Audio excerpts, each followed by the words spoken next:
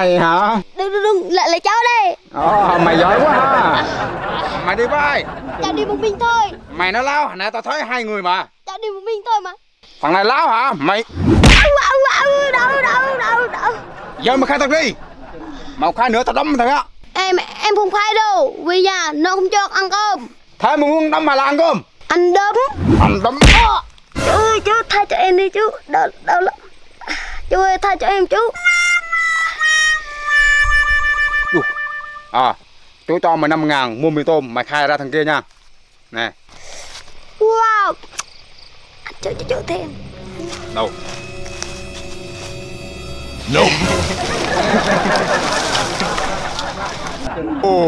Cái dòng họ này điên trộm không à.